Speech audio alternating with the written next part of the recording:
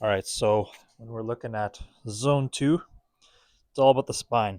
So I'm going to start off with cat cow. All we're trying to do here is just get into a little bit of flexion and extension of the spine. So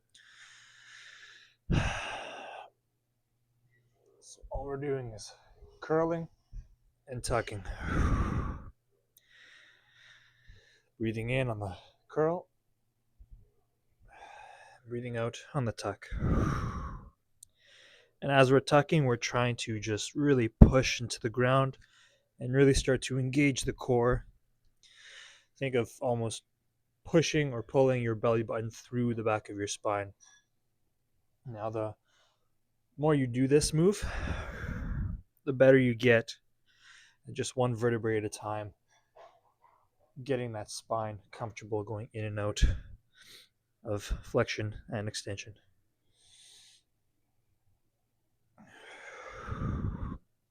All right, so with our half moon, what we're really trying to do is just attack this whole side wall that gets really tight, especially when we're having to rotate a lot. So what's going to happen is you're going to find yourself a pull, and then this inside leg is just going to cross over, and then your outside hand is just going to anchor. And then what we're really trying to do is just trying to get this whole hip area horizontally as far away as possible while anchoring ourselves with that outside arm. So you're going to really start to feel that side wall really start to stretch out. And then what you can do is you can rotate in and out to find whatever angle is most tight for you. And then really just breathe deeply and get a little bit deeper. Hang out here for a bit. And on your way back, we're going to really contract that glute to stand straight up. And then we're going to release that glute and drop our hip and come away again horizontally as far as we can. After you've hung out for a bit, we're going to come back up. As playing with this a little bit with the archer, we call it. It's basically the exact same move. However, we're just going to keep our feet uncrossed, and then we're going to be creating a bend in the stick while pushing our hips horizontally as far away as we can. And the tension that you're creating from the stick is really going to force you to stay put and stabilize there. And then you can rotate the stick back and forth to again find that angle that is tight for you. And then we're going to slow and controlled come back. All right, so for our kneeling runner rotation, we're just going to get into a nice runner's kneeling pose here. We're just going to get real comfortable rocking back and forth. Now, from this position, we're going to work on just activating our back glute. That's going to give us a bit more of an intense stretch on that back hip flexor. And then zone 2, it's all about that spinal rotation. So from here, we're going to start to rotate the spine. Breathe in, and then on the way out, you can rotate up and over as far as you can.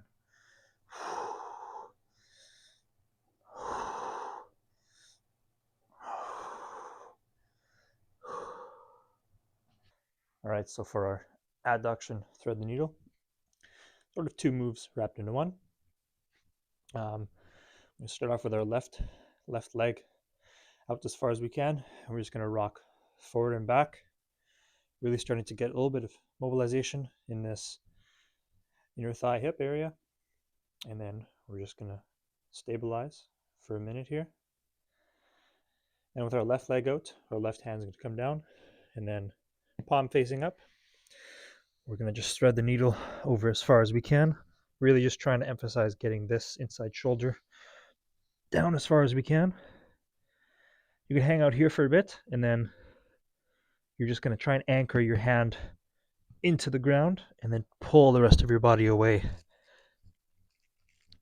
Then you're going to come back out and up as far as you can. Again, as far over as we can. Lock that hand in place. Pull away. Then out as high as we can.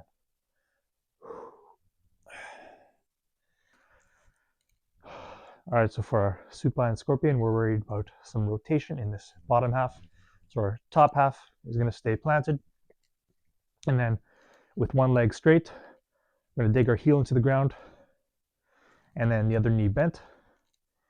And then we're going to work on just tapping our toe to as far over to the right and the left as we can. So far over to the left and the right, while fighting to keep our upper body, our hands and our shoulder blades on the ground and not moving.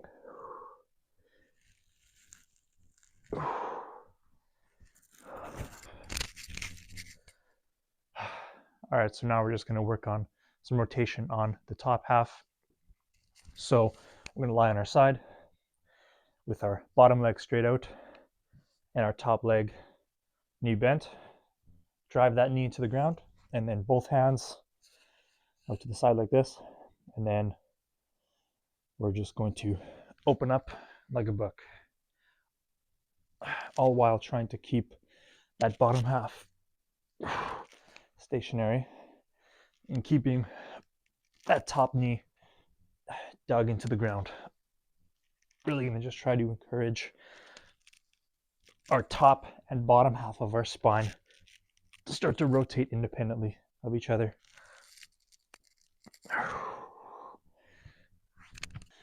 We're going to get into our classic world's greatest stretch. We're going to fight to get that back knee as straight as we can.